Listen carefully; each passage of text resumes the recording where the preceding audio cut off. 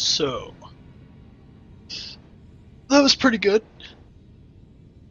A little bit shorter of a game, but I enjoyed it. It wasn't really a whole lot of fighting, but if you enjoy solving a puzzle or something, yeah, that's pretty nice.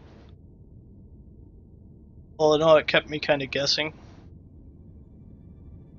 Really, the only problem I had with the game, like, fully, was whenever you tried to, like, select things and then examine them, you'd have to be sometimes dead on in order to get it. Other than that, it wasn't that bad. Like, the ghost stuff all held up pretty well. The only thing that it was whenever you'd reveal something or you'd have to collect evidence or something, you'd have to look, like, dead on sometimes in order to collect it. Like, I think one of the biggest ones was in that little asylum room with, what's her face? Iris? Yeah, that's her.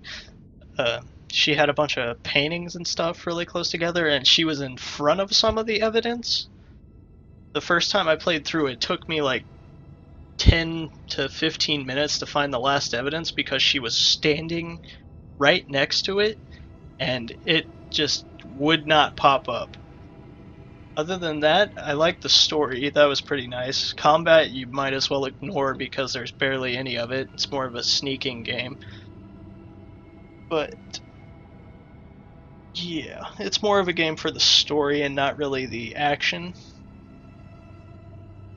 I mean, if you like possessing people and hearing their shit, that's pretty funny sometimes. But I am convinced that every single person in this game has a problem of some sort, because all of them seemed pretty deeply weird. Like some of the ghost stories, like that butcher guy chopped up the lady's kid and fed it to her after he gave it to one of his pigs, pretty much. That was a little odd. But yeah. Not a bad game, not the greatest though. I was kind of hoping for a little bit more, like, sneaking in between the cases. Like, they give you all these ghost things, like, to teleport to at random times that don't really make sense.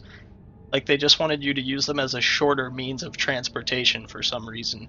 But ghosts never appear in that area, and they never, like, are used otherwise.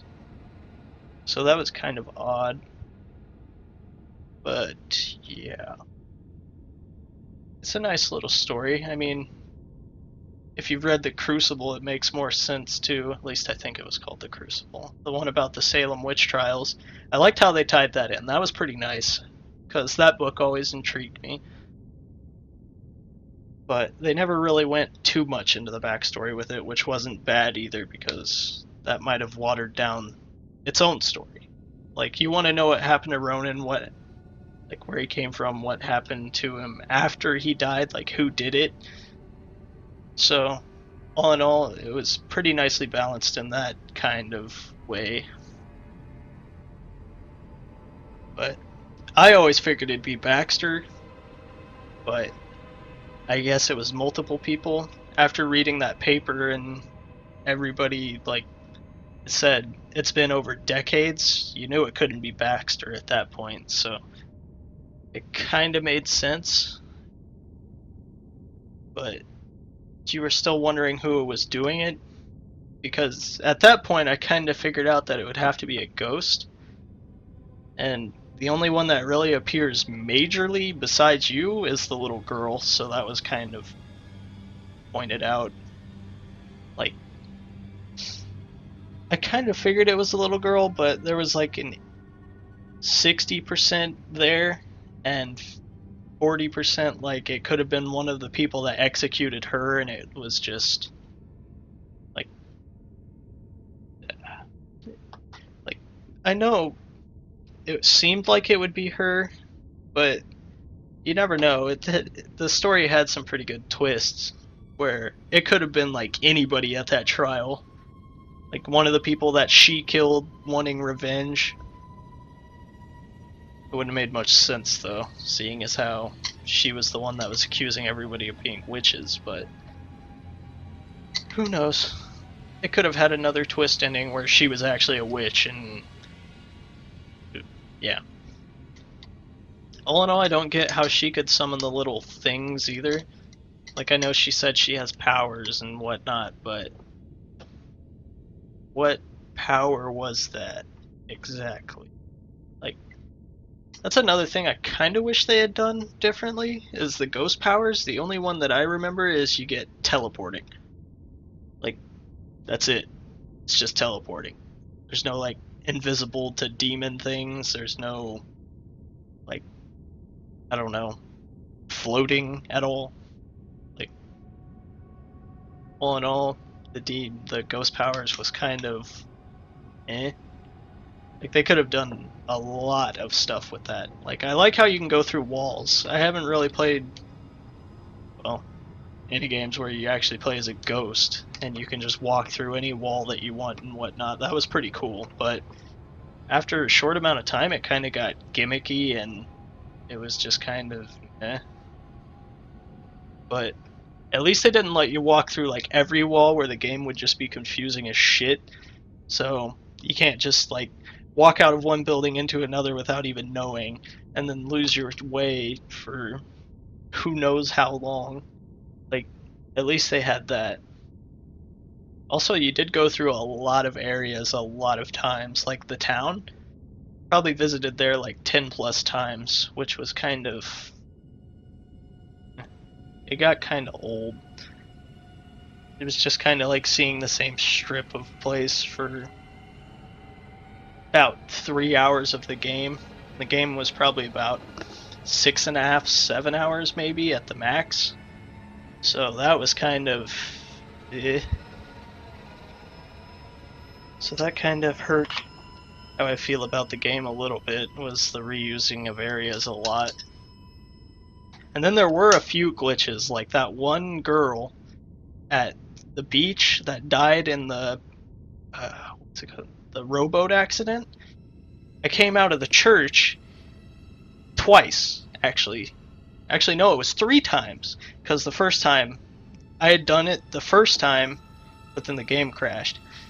So I did it once. I came out of the place and she was sitting there, and I went to talk to her and I just got stuck and the game locked up, and if I tried to teleport to any of the ghost things around me, I would get stuck over there and wouldn't be able to talk or interact or move or anything. And that happened again whenever I played it the second time. I thought, oh hey, maybe it's just doing it again, but it actually, or I thought maybe it would not do that again and it just make me do the mission again. I tried it, but it just locked up again. And then the third time, after I'd went to the church with the bell killer being there and killing Iris, then he comes there again, or she comes there again, and it would have probably locked up, but I didn't want to test it so I wouldn't have to reset the game again.